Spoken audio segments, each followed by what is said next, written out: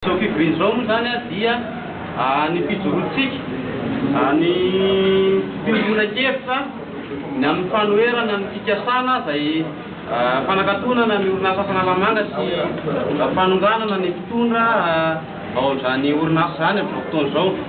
Dia marobe tsika ny tonga eto dia misy mpanao gazety marobe ihany koa tonga eto izay ampahafantarana zany zava-misy zany hivoaka ny hevitry ny tsirairay isaky ny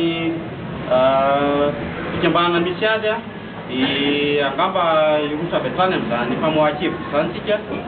Ny foto-kevitra moa dia hoe miaro azany sosiete fanalamanga zany tsika mba tsy ho potehana satria efa mandeha ny zava-misy ao.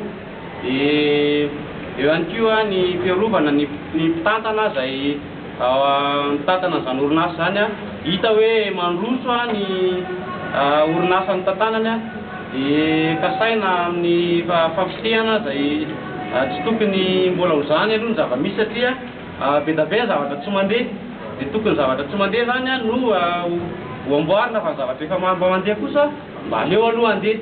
Dia zay zany no atokisintsika rehetra eto dia omeko ny namako avy hatrany angamba ny fitenenana ao ny solon-tena Fitandrakala omenanao avy hatrany ny fitenenana voalohany.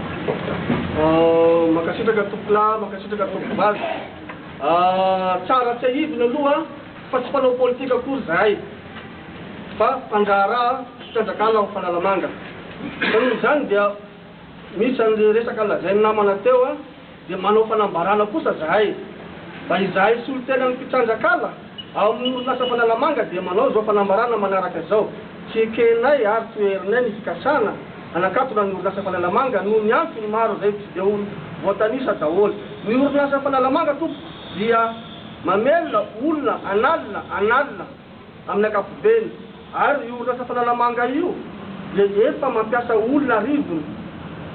Aoka ho tsarotsika fa mamelona vady aman-janaka ireo olona ireo.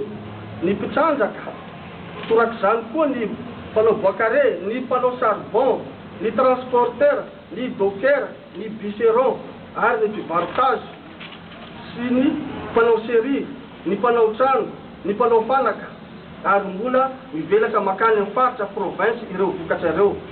Mazava izany fa mamelona olona manerana ny nosy ity orinasa ity.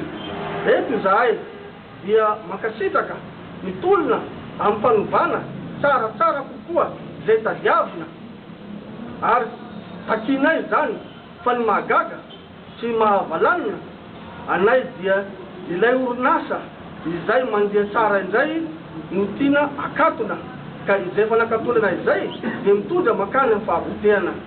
Iarahantsika malala ny takaitra anavelany 2009 izay nahavery asa olona anarivony maro izay mitondra fantsana lalina ho amin'ny vahoaka malagasy. Ny matematesa atsika araka ny vizina isan'andro dia ny fiainana andavanandro izay mifaka avy hatrany any anatin'ny vilaniny vahoaka. Izay ny tanjona mba tsy hitsongy voahomana isan'andro ny vahoaka. Karaha izay ary no misy tompolahy tompovavy ho aiza nefa ireo olona analina ireo rasana tsy akatona ny orinasa dia hitombo isa indray ary tsy ilamina ny fandriam-pahalemana. Ny zavatra iangavianay anareo dia mba tsy hienona teo an-dakiloso tokana. Iarahantsika mahalala koa ny asa sosialy vitan'ity orinasa ity izay tsy azo afenina ho tombontsoa ny vahoaka.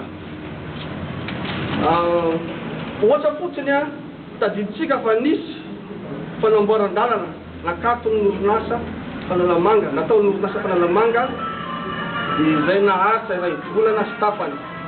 Nikatona ny lalana vokany, niakatra ny vidin'ny charbon sy ny vidin'ny zavatra rehetra izay tena nisy fiantraikany amin'ny fiainam-bahoaka. Koa eto am-pamaranana tompo dia ambaranay ho rentany ho rendanitra fa tsy ekenay ary tsy ekenay ary toerinay hatramin'ny farany ny fanakatonana ny eritreritra ny fanakatonana ny orinasa fanalamanga. Ko dia misaotra tompolahy